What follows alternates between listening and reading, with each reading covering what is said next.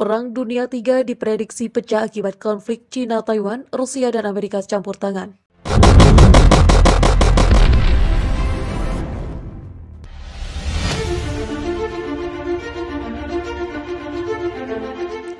Perang Dunia III diprediksi bakal pecah menyusul kian memanasnya konflik antara Cina dan Taiwan. Masyarakat dunia kini dihantui momok kemungkinan pecahnya Perang Dunia III. Dilaporkan hubungan Cina dan Taiwan semakin memanas. Selain itu, keterlibatan Amerika Serikat semakin memperburuk keadaan. Pasalnya, hal tersebut membuat Rusia harus ikut campur tangan mengingat Cina adalah sekutu negara beruang merah tersebut. Dengan kata lain, aliansi Cina-Rusia akan melawan aliansi Amerika-Taiwan dan mungkin negara lain akan ikut turun tangan. Menurut argumen of the week di Rusia, Amerika Serikat harus lebih berhati-hati dengan Taiwan karena masalah yang terkait dengan pulau itu bisa membuat Cina kesal. Hal itu bisa berimbas menyebabkan konflik global. Upaya Amerika Serikat untuk mempersenjatai Taiwan memang dapat dimengerti. Amerika berusaha untuk mendapatkan pijakan di Laut Cina Selatan, wilayah yang dianggap Beijing sebagai perairan internal miliknya sendiri. Kebijakan agresif Washington mungkin menutupi sesuatu yang salah karena bertentangan dengan Amerika Serikat. Komentar surat kabar Rusia. Hingga saat ini kapal induk tetap menjadi kartu andalan Angkatan Laut Amerika Serikat di Laut Cina Selatan, menurut publikasi Argument of the Week. Dalam hal jumlah kapal perang modern, armada Cina telah lama melampaui armada Amerika Serikat. Selain itu, Cina dengan cepat membangun tenaga nuklirnya. Menurut beberapa sumber, sekitar 1.000 hulu ledak disiapkan untuk tugas tempur di Cina. Di gudang Pentagon, sebagai perbandingan ada 1.357 hulu ledak nuklir serta 800 peluncur di negara-negara yang menjadi pangkalan militer Amerika Serikat.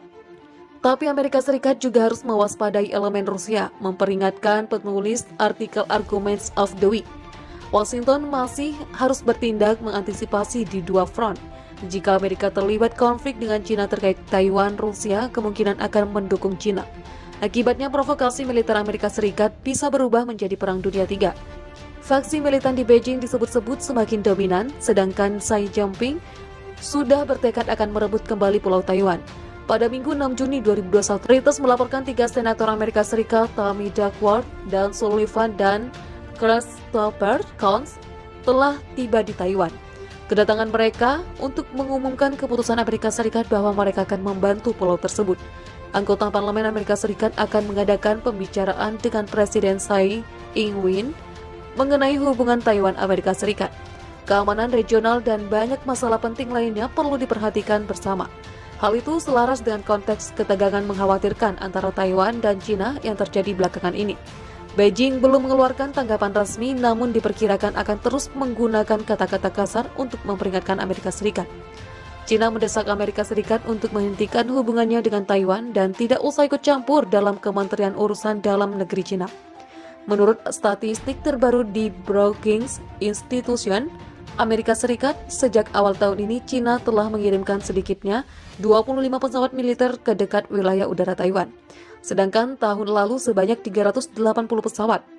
Oriana Scalar Mastro, seorang ahli di Universitas Stanford, Amerika Serikat, dalam sebuah artikel untuk majalah Foreign Affairs, mengatakan bahwa ini adalah jumlah rekor dan mewakili tingkat kehadiran militer Cina yang belum pernah terjadi sebelumnya di daerah sekitar Taiwan. Apalagi peningkatan jumlah pesawat tersebut merupakan tanda bahwa Beijing tampaknya tidak terlalu mengkhawatirkan kemungkinan konflik militer dengan Taiwan seperti sebelumnya. Namun, kesabaran Beijing semakin berkurang karena pendekatan damai seperti itu tidak membawa hasil yang diinginkan dari reunifikasi lintas batas. Tetapi sebaliknya, orang Taiwan semakin menciptakan identitas mereka sendiri yang jelas dan menuntut kemerdekaan lebih keras dari sebelumnya. Situasi ini telah menyebabkan fakta bahwa faksi militan dalam kepemimpinan Beijing, sebagian besar jenderal dan mantan jenderal militer mungkin menjadi salah satu cara, kata Mastro. Faksi ini berpendapat bahwa setelah lebih dari 20 tahun modernisasi, militer Cina memiliki kapasitas dan jumlah yang cukup untuk melakukan ekspansi teritorial. Dan target pertama yang dibidik adalah Taiwan. Militer Cina sekarang dikatakan mampu mengobarkan perang jangka panjang dan mengorganisir untuk menangkap dan menahan target militer di Taiwan dengan kerugian yang dapat diterima. Para panglima perang juga percaya bahwa semakin lama menunggu, semakin sulit untuk merebut Taiwan, karena pulau itu akan memiliki lebih banyak waktu untuk bersiap dan meminta dukungan dari negara-negara barat, terutama Amerika Serikat. Selain itu, penarikan awal Taiwan akan memberi Cina keuntungan tambahan dalam strateginya untuk memperluas kehadiran militernya di kawasan Pasifik.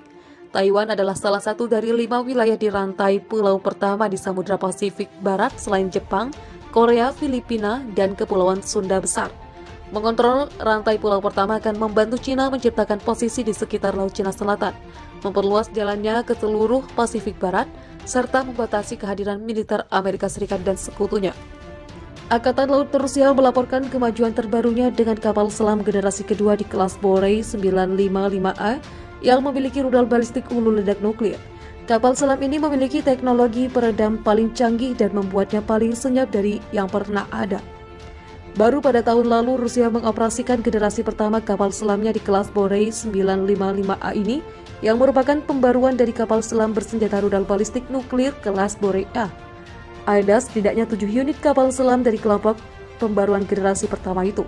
Adapun generasi yang kedua dengan teknologi peredam yang lebih maju ini diproyeksikan mulai beroperasi Juli 2021. Kantor berita Rusia TASS menyebut ada 2 unit dari generasi penyandang nama Knyaz Oleg tersebut. Rencananya masih akan ada 5 unit lagi di mana 3 diantaranya sudah mulai dikerjakan. Model pertama dari kapal selam kelas Borei mulai dibuat dan digunakan pada 2012. Model 955A dilaporkan menggabungkan sejumlah peningkatan teknis yang dimaksudkan untuk membuat kapal selam raksasa itu semakin siluman di bawah laut. Detail dari inovasi dan pembaruannya kemungkinan besar tidak akan tersedia.